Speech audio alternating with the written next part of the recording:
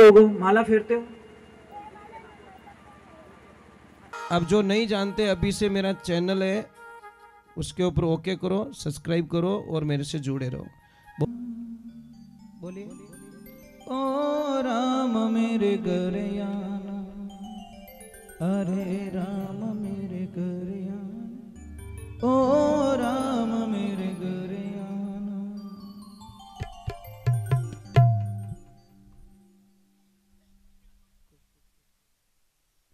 देखिए, भाव बिना प्रभु की प्राप्ति कभी नहीं होती। भगवान ने परीक्षित जी महाराज को, राजा सुखदेव जी ने परीक्षित महाराज जी को बताया कि उम्र की भी कोई सीमा नहीं है, क्योंकि प्रश्न ऐसे ही थे, क्या इसमें उम्र का कोई प्रावधान है, क्या पढ़ाई का कोई प्रावधान है, क्या अमीर गरीब का कोई प्रावधान है, या जाति का कोई विशेष दर्जा है। तो सारे मतलब उत्तर दिए कि पढ़ाई का कोई प्रावधान नहीं है, गजेंद्र का प्रमाण दिया गया, ऊंच नीच का कोई भेदभाव नहीं, सबरी मैया का दिया उत्तर, और बोला कि उम्र का कोई इसमें कोई लेवल होता है भाई कि 80 साल के बाद में इस भगवान मिलेला, तो उम्र का भी बोल दिया कि ध्रुव जी कितने साल के थे, प्रहलाद जी महाराज कितने साल के थे, उम्र का भी कोई इसमें बाध्य नहीं है। स्त्री पुरुष का भी बता दिया, पुरुष में विदुर जी महाराज का उदाहरण दे दिया और स्त्री में सबरी मैया का, कर्माबाई का उदाहरण दे दिया, तो उम्र में भी सब कुछ बता दिया। तो अब देखिए, थोड़ा जाति विशेष में कुछ लोगों को एक शंका रहती है कि जाति से आदमी महान होता है, जबकि शास्त्र में ऐसा कोई प्रमाण नहीं है। भगवान ने कहीं पे भी वेद पुराणों में, इस भागवत में तो नहीं है साहब। अगर कोई कह दे भाई कि जाति का यहाँ पे उल्लेख किया गया तो कैसे मान ले, है ही नहीं। यहाँ पे वर्णों का उल्लेख किया गया, वर्ण है 4, ब्राह्मण, क्षत्रिय, वैश्य और शूद्र। ये शरीर को बोला गया है, भगवान के शरीर को बोला गया है। ब्राह्मण किसको बोला गया भगवान में शरीर में, कहाँ है ब्राह्मण, ये इसको ब्राह्मण बोला गया है। क्षत्रिय किसको बोला गया है, दोनों भुजाओं को। ये हमारे शरीर का वर्णन किया गया है, जाति नहीं बोली, इसमें समझाया है। वैश्य बोला गया और शूद्र किसको बोला है, यहां से नीचे नीचे। अब एक चीज है, लोग क्या तो शूद्र जाति रोए तो जन बाढ़ दो पग ने, भाई काट दो, इतनी नफरत करते हो शूद्रों से तो आप पैर क्यों नहीं काट देते आप, क्योंकि शास्त्रों में तो इसको बताया गया, शूद्र, तुम शूद्र के बिना चल भी नहीं सकते भैया, तो बांट दो पगा ने, नई चीजें माने शूद्र। समझ में आ रहा है कि नहीं आ रहा है? मैं आपको एक प्रमाण बता देता हूं कि रात को 2:30 बजे हैं, आपके किसी अजीज की तबीयत खराब हो जाती, रात को 2:30 बजे आप निकलते हो, हॉस्पिटल जाते हो और वो बोलते माँ और बच्चे दोनों को बचाना है तो 3 यूनिट खून की व्यवस्था करो। हम जाते ब्लड बैंक में, वो ग्रुप का खून मिल जाता है, लाके उसकी रगों में चढ़ा देते, माँ और बच्चा दोनों बच जाते हैं। वहां पे कोई बंदा नहीं पूछता कि किस जाति वाले ने डोनेशन किया था, ये खून किसका था। तो महाराज वो जान किसने बचाई, वो भगवान का रूप पता नहीं कौन खून डोनेशन करके गया, पर वो खून ने उसकी जान बचा ली। इसलिए ध्यान रखना, शास्त्रों में तो कहीं जाति का कोई विशेष वर्णन नहीं है, कहीं ऊंच नीच कर्मों से बताया गया है। आप अच्छे कर्म करोगे तो आप अच्छे लोग बनोगे, और नीचे कर्म करोगे तो आप नीच कहलाओगे। एक ध्यान रखना, कीचड़ और लीचड़ का कभी संग मत करना। कीचड़ आपके कपड़े गंदे करेगा, कीचड़ होता है क्या करेगा, आपके कपड़े गंदे कर देगा। कोई बाटो तो कोई और फेंके, पण अपना कपड़ा ही गंदा हो जाए। और लीचड़ के पास में बैठोगे आपकी बुद्धि को खराब कर देगा। वो क्या तो गलत गलत थाने फिल्मों देखा, गलत गलत डायलॉग सुनाई, गलत गलत आपको मार्ग बताएगा, क्योंकि वो लीचड़ है। आप ऐसे आदमी का संगत कीजिए, ऐसी बहन का संगत कीजिए जो सत्संग में जाती हो, सास ससुर की सेवा करती हो, पति को भगवान मानती हो। उसके पास में जाके बैठोगे तो आप भी एक दिन अपने पति को भगवान मानोगे, सास ससुर की सेवा में आपका मन लग जाएगा। और एडी करने कदी मत जाइजो। कोई आइन कह दे कि मने तो री आया बाद में मारो भींदरू कहनो नहीं मानो, तो एडी बाई कने कदी बैठ जो मती, थारी बर्बादी निश्चित है, क्योंकि वो बिन बींद्रो ही क्यों नहीं माने तो थारे कहीं घर में भलो कर दी। और ऐसे भाई के साथ में कभी मत बैठना जो बोलता गुस्सा आने के बाद में मैं हमारा बाप रो ही क्यों नहीं मानो, तो उसका साथ छोड़ने में तुम्हारी जिंदगी में सबसे बड़ी खुशी होगी, क्योंकि जो बाप रो नहीं हो सकियो वो जिंदगी में क्यों ही नहीं हो सके। महाराज शब्द हमारे थोड़े कड़वे हैं, बहुत कड़वे बोलता हूं, परंतु एक ध्यान रखना, सच बोलने में आनंद कुछ और है। महाराज जीणो 2-4 जिंदगी है। तेजाजी महाराज ने 33 साल की उम्र में अपने जीवन को समाप्त कर दिया, अपने गाय माता को बचाते बचाते। और जब तक ब्रह्मांड रहेगा वीर तेजाजी महाराज का नाम कभी खत्म होने वाला नहीं है, क्योंकि गाय के लिए अपने जीवन को बलिदान कर दिया। कौन भूलेगा भगत सिंह को, कौन बनेगा भूलेगा सुभाष चंद्र बोस को, चंद्रशेखर आजाद, कौन भूलेगा। जब तक हिंदुस्तान का वर्चस्व है तब तक उनको कोई दिलों से निकाल, कौन भूलेगा महाराणा प्रताप को, कौन भूलेगा, कौन भूलेगा शिवाजी महाराज को, भूलेगा कोई। महाराज एक ध्यान रखना, अगर आप अच्छे बच्चे की कामना करते हो, देश के प्रति आपकी भावना है, विचारधारा है, तो बच्चों को इतना संस्कार भर दो वो मातृभूमि के लिए हंसते हंसते काम आ जाए, किसी के चक्कर में आके अपने प्राण ना त्यागे। ऐसा बच्चा मत बनाओ। कई लोग तो आज मर रहे हैं बच्चे, मिस कॉल नहीं आई और मैसेज नहीं आई जो मर गो। ये तारी भली होवे थारी, मिसेज मिस कॉल में मरी तू। अरे मातृभूमि रे काम आवतो रे, गया रे काम आवतो भाई, धर्म रे काम आवतो, धर्म री रक्षा करतो तू मरतो तो थारा गांव रे माने बहुत बड़ो स्मारक बनतो, लोग पुतला बना बैठाए तने माला पहरावता, पर तू तो जिंदगी को जी लो, कितना जीना है। छोटा सा जीवन, छोटा सा, हंसते हंसते 3 दिन निकल गए, पता ही नहीं चला। ये समय कैसा जा रहा है, ट्रेन जैसा, एक एक सेकंड। ये लोग बर्थडे मनाते ने, मैंने इतो हसणो आवे उन माते, हैप्पी बर्थडे टू यू। बापड़ा 365 दिन कम पड़िया, घाटो हो गयो, 1 साल रो घाटो हो गयो, तुम ताली बजा रहे हो। शर्म करो शर्म, इसकी तो उम्र घट गई बापड़े की, ये तो 12 महीने का लॉस खा चुका है और तुम केक काट रहे हो कि तू जल्दी मरेगा, 1 साल तो कम हो, कम। इसकी खुशी में वो बढ़ नहीं रहा है, वो घट रहा है साहब। और घटने की उम्र घटने की तुम खुशी मनाते हो, किस बात का जन्मदिन मनाते हो आप, किन बात रो भाई। एक तो उम्र कम होगी ऑलरेडी, 1 साल कम पड़ गो, और बड़ी आप तालियां बजाओ, मोमबत्ती जला के बुझा देते हैं, ये अशुभ माना गया। ध्यान रखना, वो तो पता नहीं किनो ही भलो रियो जो को अपन वो डींगड़ो पकड़ाई दियो। नहीं महाराज, इतना ही जन्मदिन मनाने की खुशी है ना, जाके गायों को लापसी बनाओ और अपने बच्चे के हाथ से खिलाओ, गाय माता आशीर्वाद देगी, उसकी हजारों अनहोनी घटनाएं घटने से बच जाएगी। महाराज इतनी जन्मदिन की खुशी है तो ये करो ना। किसी गरीब को खाना खिला के आ जाओ, गरीब को कहीं पे भी देखो रोड पे गरीब बैठा है, उसको जाके पास में बैठ के झिमाना, देखो उसकी आत्मा से एक आशीर्वाद निकलता है, और उसका आशीर्वाद दुनिया में कोई टाल नहीं सकता। महाराज जन्मदिन ऐसे मनाओ ना, मनाना है तो। महाराज उदय सिंह जी निराश हो गए थे, विचार किया इस मेवाड़ को कौन संभालेगा, कौन होगा ऐसा हमारा पुत्र रत्न जो इतना जिगर का टुकड़ा होगा, पर उसके लिए ऐसी मां चाहिए। अगर मां अच्छी नहीं मिली, देशभक्ति वाली नहीं मिली, तो मेरा बच्चा देशभक्त वाला कभी पैदा हो नहीं सकता। महाराज उदय सिंह जी जा रहे हैं, रास्ते में देखा एक बाईसा 4 टोकड़ियां ने पकड़ ले जावे रही, कितना 4 गाय रा बछड़ा। उदय सिंह जी दिमाग में आ गई, ये बाईसा, इससे होने वाला बच्चा इस देश में नाम अमर कर सकता है। जो अकेली बंदी 4 टोकड़ियां ने 4 बच्चियां ने अकेली लेन जावे रही है, तो इसका आत्मबल कितना जागृत होगा।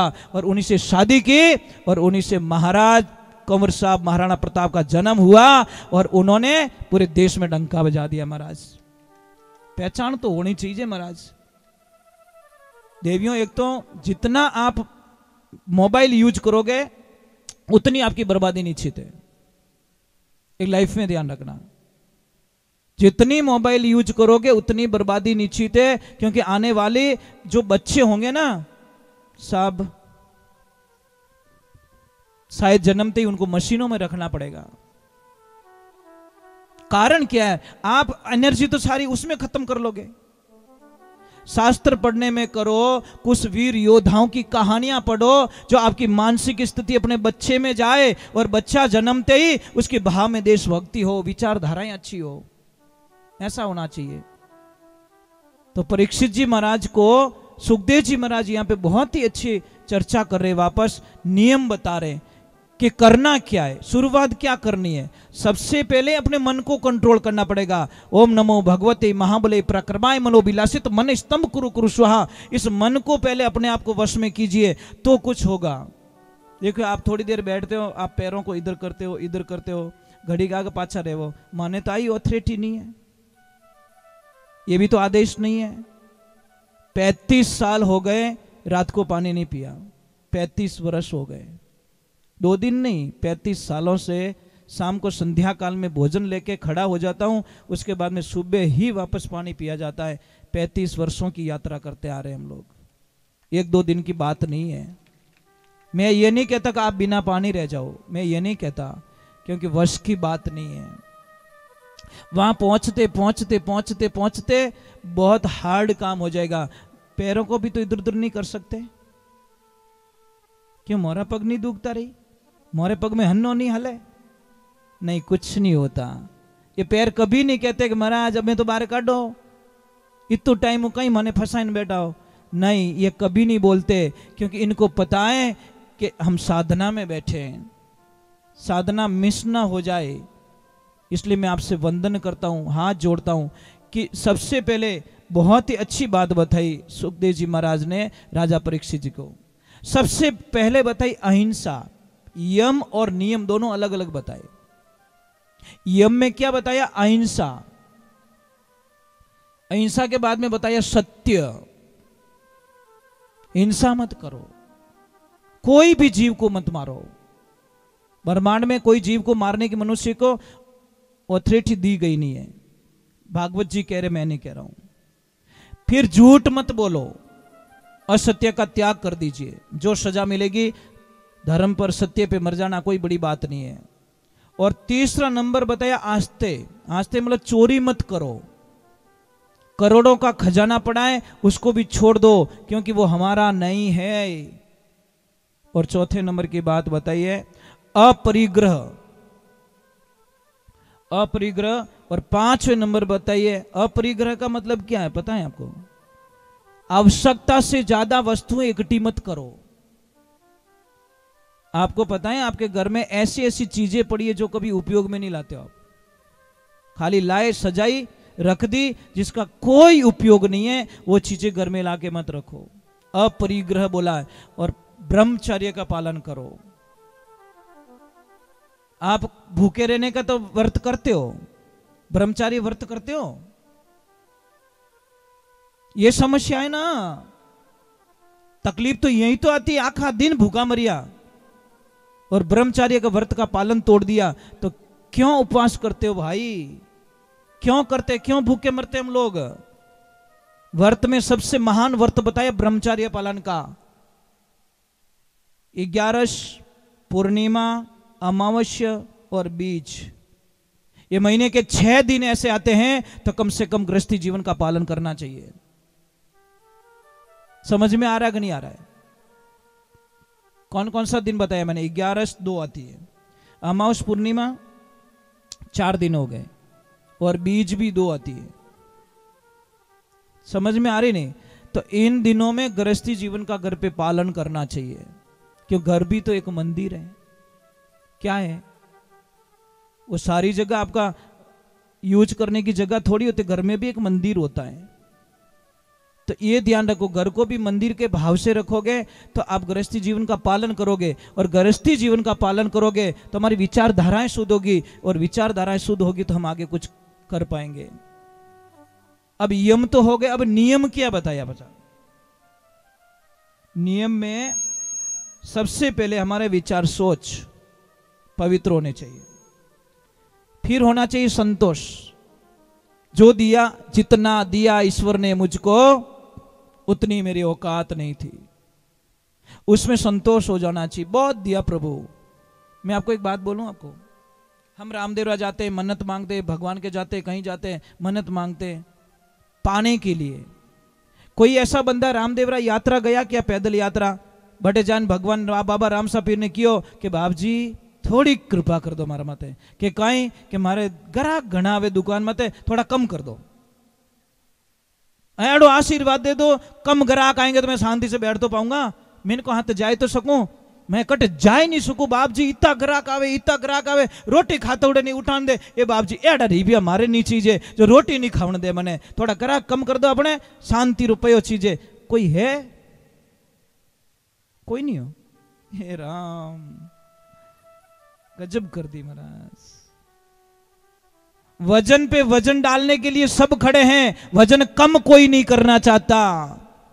एक गुरु शिष्य जा रहे हैं, शिष्य ने कहीं मतीरा रो शौक गणो, जो मतीरा रो खेत है जो भरिया थैला में, अब हलो हलो बोझ हो गयो, गुरु जी पहुंचे बटन चेलो लारी मतीरा लियो फिर, गुरु जी क्यों रे कहीं हुआ कि गुरु जी ज्यादा हो गया तो एक दो कम कर दे भाई, तने क्यों कौन पहला बात हो क्या गुरु जी खावना तो एक दो कम कर दे, थोड़ी की स्पीड बढ़ी, बड़े चेलो लार रह गयो, गुरु जी की ओर कहीं रियो कि बड़े भजन एक दो और कम कर दे, थोड़ा कम वो स्पीड बढ़ी, फिर गुरु जी आश्रम पहुंच गए पहाड़ के ऊपर, चेला कहीं रियो मैं चढ़ी जो कोई है जो कोई फेंकिया, जैसे ही फेंका चेला पहुंच गया, जो तुमा वो हल्का होकर तजो मन का भारा, ऐसी रेणी रे भाई वधु भवजल उतरो पारा, संतों बेगम देश हमारा, अरे बेगम देश वेदों से न्यारा, वहां नहीं कोई काल पसारा, राजा रंग फकीर बादशाह सबको करूं पुकारा, जो तुमा वो परम धाम से बटे लोक हमारा, बसंतो बेगम देश हमारा, धरनी गगन पवन नहीं पानी चांद सूरज नहीं तारा, बिन मेहताब होजू जियाला साहिब के घर बारा, संतों बेगम देश हमारा है के लोक लाज कुल कारण में तो गही शब्द तत्सारा,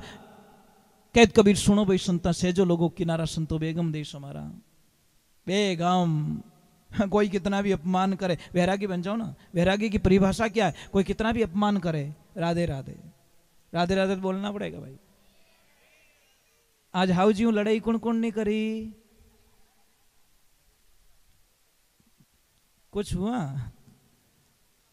देखते हैं 7वें दिन कौन इनाम ले जाते हैं भाई। भीदनी अकेली आवे तो देऊं कौन, पहले हाउ जी ने पूछू कि भाई अनर व्यवहार की करियो, हाउ जी कह दी ओके है तो उसको मेरी तरफ से जो भी देना मैं देके जाऊंगा, ये तो पक्की बात है महाराज, क्योंकि मुझे विश्वास है वचन खाली तो कभी जाते नहीं है। चलो वो दूसरा बताया संतोष, तीसरा बताया तप। तप कीजिए, तप की परिभाषा क्या, आप भी तप करते हो, ऐसे मत सोचो कि हम बैठे वही तप करते, नहीं आप भी तप करते हो। देखो आप कितना काम करते हो, एक हाथ से आटा काट देते हो, दूसरा रोटी बनाए दो, तीजोड़ा हे की दो, कितना डिवाइड काम करते हो, फास्ट में बच्चा नहीं राख दो, कोई हेलो पानी और पानी दे दो, ये तपस्या आपकी बहुत बड़ी तपस्या है, पर आपको समझने वाला नहीं है। जिस दिन घर की देवी को समझ लेगा वो दुनिया की देवी को समझ लेगा, इनको नहीं समझ पाओगे आप, समझ भी नहीं पाओगे आप, कभी नहीं समझ पाओगे। एक काम करना, एक बहुत बड़ा मंदिर बनाना और उनमें मूर्ति मत बैठान जाओ,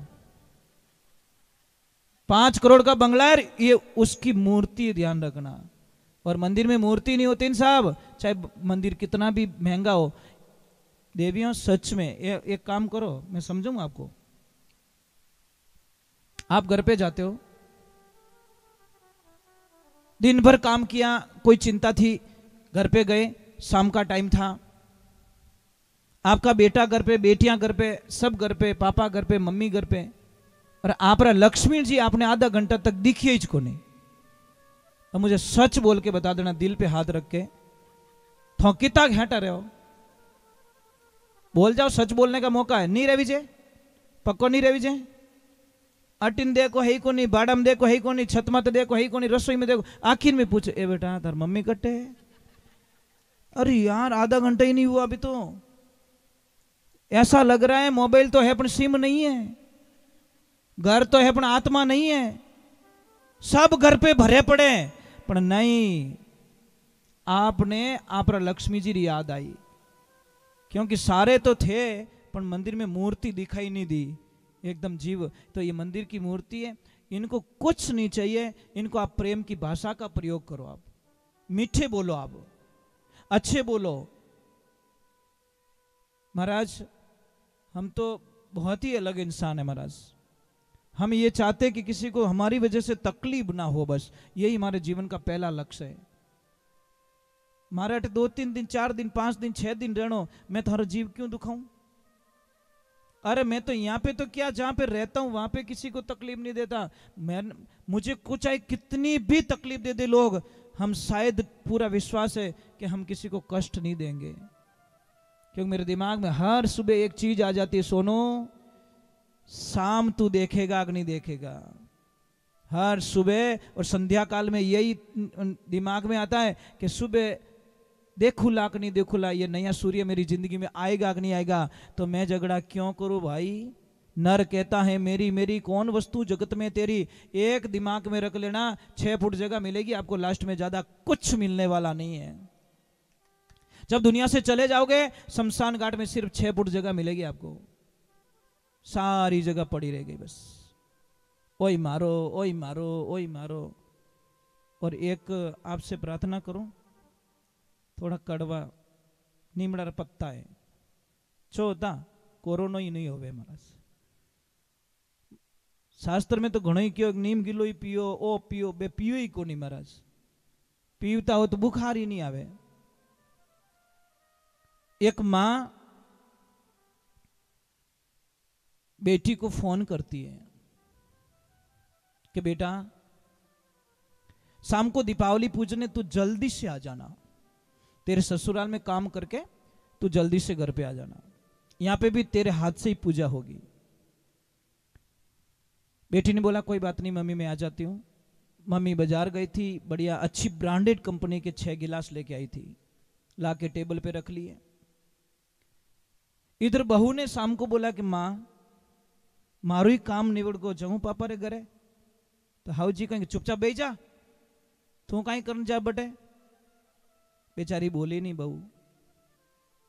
जैसे ही बेटी आई तो थोड़ी उतावल में थी, उतावल में, और जैसे ही आई तो मां दी के सामने वो टेबल दिखी को नहीं आती, भचीड़ खाएगी। और जैसे ही भचीड़ खाई तो 6 गिलास टूट गए। मम्मी ने क्या बोला, बेटा चिंता मत करो, कोई चिंता मत, दीपावली का त्योहार है, कांच टूटना अति शुभ है, बेटा कोई चिंता की बात नहीं है। लो 6 गिलास टूट गए, ब्रांडेड गिलास टूट गए, कोई चिंता नहीं है, सगुन है, कांच टूटना अति शुभ माना गया शास्त्रों में, तू चिंता मत कर, तेरे को तो लगी नहीं, क्योंकि वो गिलास बेटी से टूट गए। और बहू सु टूटा रहता तो बहू ने चक्कर अनाइन छोड़ती डोकरी। अब भगवान की कृपा हुई, अब आई बेटी बैठी और बोला बहू 2 कप चाय बना के लेके आ। मेंबर कितने थे घर में? बहू के साथ में 3 थे। चाय कितनी मंगाई? 2 कप। बेचारी बिदनी ने सोचा थोड़ी ज्यादा डाल देती हूँ, मैं भी थक गई हूँ सुबह से काम करके, थोड़ी मैं भी पी लूंगी। 2 कप तो उनको दे दिया, 1 कप जैसे पण बिदनी रा कर्म ही अड़ाई महाराज। जिया कप हाथ में लियो कप छूट गो, जैसे ही नीचे गिरा कप टूट गया, अब पूरा घर मत ले लियो डोकरी। इतो महंगो कप तोड़ दियो, यहाँ कर दियो, थारे घरे कदी अड़ा कप देखिया कहीं, थारे घरे अड़ा सोफा सेट देखिया कहीं, अड़ी टाइला देखी कहीं, अड़ी गाड़ी में कदी बैठी कहीं, ऐसा ऐसा ऐसा पूरा घर तब मत ले लियो। और बेटी से 6 गिलास टूट गए, कुछ भी फर्क नहीं पड़ा, सगुन है। बहू से 1 कप टूट गया, पूरा घर ही माथे ले लियो। तो ये अन्याय क्यों देवियो? 2 क्यों देखते हो आप? 2 मत देखो। बहू और बेटी एक जैसी दिखनी चाहिए तो आपके कभी तकलीफ नहीं आवे। और मैंने कई जगह पढ़ा है और मैंने कई जगह जानकारियां ली है। कुंवारा लड़का होता है ना साहब, आप कहीं पे भी चेक करवा देना, थोड़ी तपास भी कर लेना। जब तक लड़का कुंवारा होता है साहब, तब तक शायद 99% उसके माता पिता वृद्धाश्रम कभी नहीं पहुंचते महाराज। समझ में आ रहा है नहीं? कुंवारो लड़को होवे जब तक उना माँ बाप मने लागे आ वृद्धाश्रम पहुंचे ही को नहीं, पर जैसे ही कोई भवानी आवे घर में और माँ बाप ने क्या लपड़ा, इसका मतलब गलती किसकी है? इतना आपको जान नहीं सकते कि लड़का अकेला था तब तक इसने क्यों नहीं भेजा, पर ये आने के बाद में क्यों गए? हे देवियों, जो लड़कियां अपने सास ससुर को वृद्धाश्रम भिजवाती हैं उनसे मैं चैनल के माध्यम से एक बात कहना चाहता हूं कि आपके भी माँ बाप को जब कोई वृद्धाश्रम आपकी भाभी भेजेगी, उस दिन आपको के ऊपर क्या बीतेगी, थोड़ी ध्यान से सुन लेना मेरी बात को। क्यों क्यों अपने सास ससुर आपको इतने बेकार लगते हैं? अरे वे कितो ग्रहणों चले जाएंगे, दुनिया में जो आया है सब जाना होगा। इसीलिए तीसरी चीज बताई तप बताया, चौथा बताया स्वाध्याय, और पांचवा बताया चिंतन। यम और नियम ये बताए और इनकी साधना बताई सुखदेव जी महाराज ने राजा परीक्षित जी को। आप इतने लोग हो, माला फेरते हो? माला कौन कौन फेरते हो? ऊपर हाथ करो। एक हाथ हुआ, 2 3, चलो 1% तो हाथ ऊपर हुए कम से कम। हर मेरी माला ले जाना, क्या फर्क पड़ेगा भाई? माला फेरने के लिए तो ले रहे हो। हमारी तो सब कुछ साधना ही यही है, हमारी तो जो कुछ जमा पूंजी यही माला ही है। इसके अलावा हमारे पास क्या है? कुछ नहीं। माला के अलावा हमारे पास है ही कहीं। नरसिंह भगत कने वो बजावणो तंदूरो, केदारो राग गिरवी मेल नैनी भाई रुमायरो भरियो। तो ये ध्यान रखने की चीज होती है कि हम लोग कभी कभी बहुत ही गलत मोड़ पे चले जाते हैं। तो बहुत ही सुंदर बात बताई। चलो एक बार थोड़ा जय बोलने, बोलो जय श्री राम, राधे। नहीं, थोड़ा जोर से बोलो। अरे ऊंचा हाथ करो बाप जी, थान दुनिया देख रही है। राधे राधे।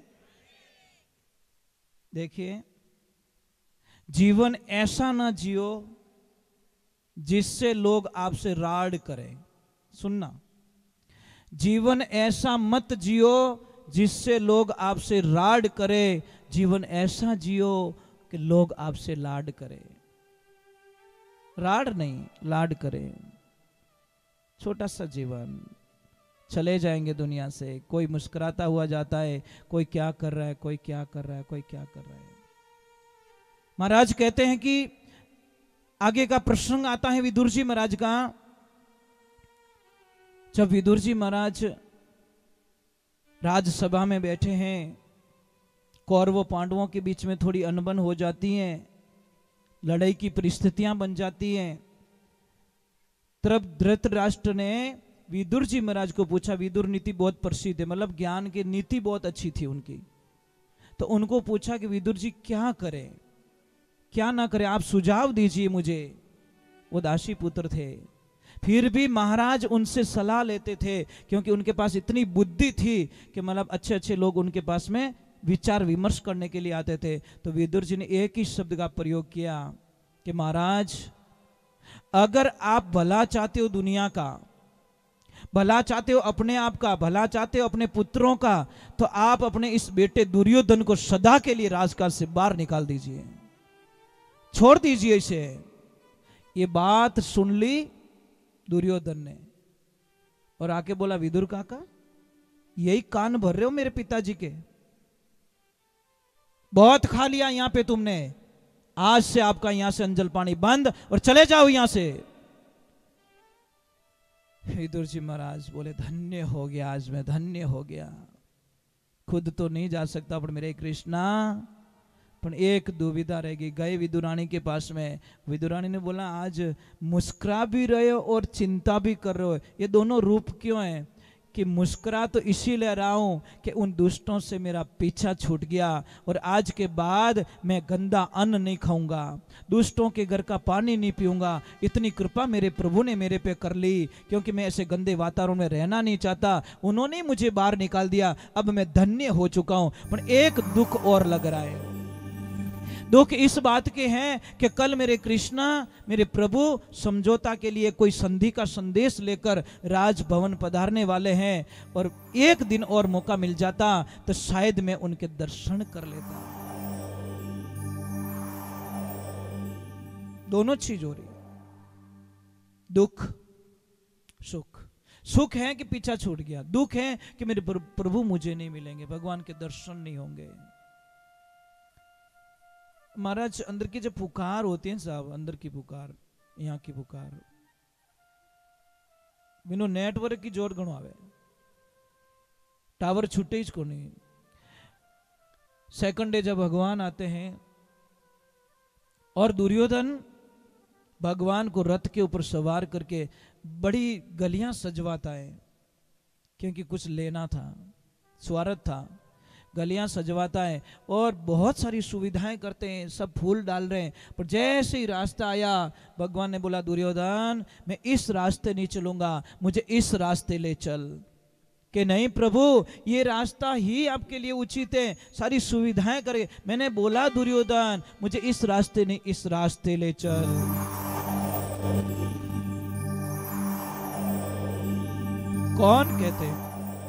कौन कहते भगवान अपने भक्त का ध्यान नहीं रखता। जैसे महाराज जी के पास में छोटा बच्चा बैठा है,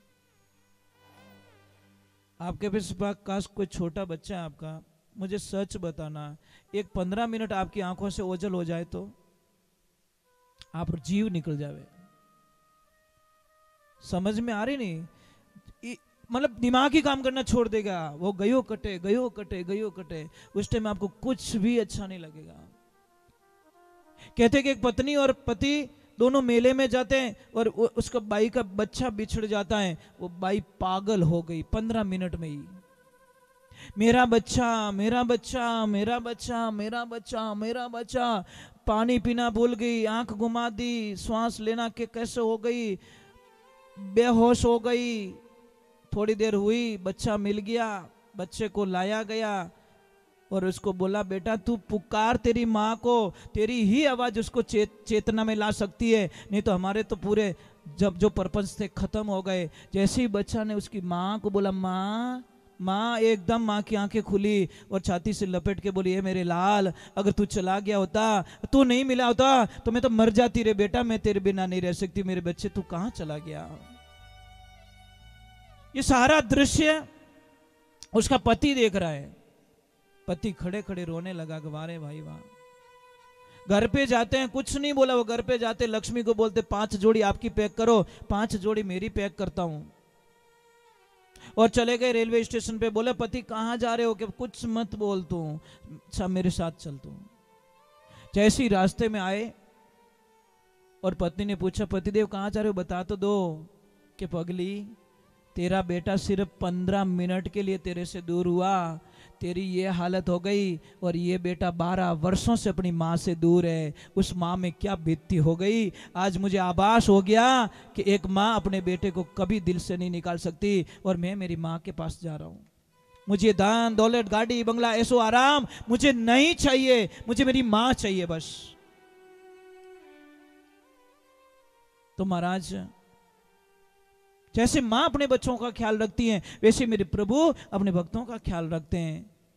क्योंकि अंदर की पुकार थी, भगवान ने पहले ही सुन ली थी कि विदुर काका दुखी हो गए।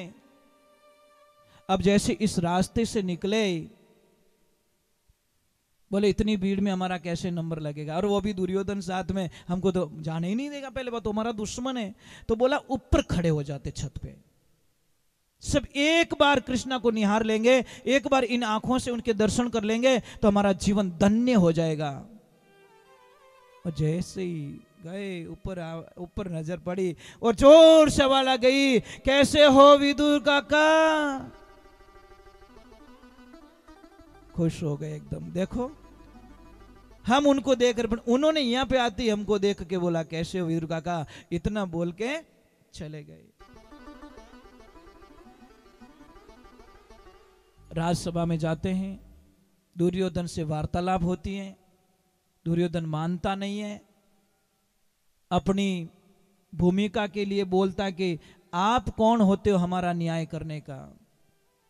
भगवान ने सिर्फ इतना बोला कि सिर्फ 5 गांव दे दो। कितना, ज्यादा नहीं मांगे थे पांडवों के लिए। हरे 5 रे गावे, हरे पंडवान रे दे दो, बाकी रे राज तुम्हारा रे। ये दुर्योधन कहना मानो हमारा। बैठना ने हस्तिनापुर दे दो, पुनः शहर सतारा। खाली ये 5 गांव मांगे रही हूं, ज्यादा नहीं मांगो। तो दुर्योधन कह रहा है अरे 5 गांव रे कहीं बात करो, मैं तो सुई की नोक जितनी जगह नहीं दूंगा इन पांडवों को। और कौन होते हो आप हमारा न्याय करने वाले? सबको आदेश दिया बांध दो इसको, ग्वाले को। ये न्याय कराने के लिए आया हमारी नगरी में, हमारे पास में। अरे जिंदगी भर गायां चराई, जिंदगी भर बांसुरी बजाई, आपने कब शस्त्र उठाया? अब हमें क्षत्रियों को समझाने के लिए आए? भगवान ने अपने ओरिजिनल विराट रूप धारण कर दिया। दुर्योधन थर थर कांपने लगा, सारे कांपने लगे कि तो अन्याय हो गया। दुर्योधन मूर्ख, तूने ये क्या कर दिया? अब दुर्योधन पैरों गिर रहा है, हाथ जोड़ रहा है, हे प्रभु बोल तो क्षमा करो। अब दुर्योधन ने बोला कि इनको खुश तो करना पड़ेगा, तो 56 भोग बनवाए। और दुर्योधन ने भगवान को बोला अपने कक्ष में चलो और थोड़ा भोजन प्रसाद ग्रहण कर लो। भगवान ने बोला भोजन 2 ही रीत से किया जाता है, या तो खाने वाले को भूख हो और जिमाने वाले का भाव हो। भूख मुझे है नहीं, जिमाने का तेरे में भाव है नहीं। जिमाने का तेरे में भाव नहीं है। अब देखिए कल की बात बोलो, कल दादाजी ने बोला कि भोजन प्रसाद हमारे घर लेना है। शायद इनको मन में भावना थी तो हमने बोल दिया हम आएंगे, जरूर आएंगे। क्यों मना करूं मैं? क्योंकि इनके भाव के आगे हमारी ना चलती, किसी की नहीं चलती, प्रेम के कारण। तो बहुत ही सुंदर एक भजन लिखे कोई महात्मा पुरुष,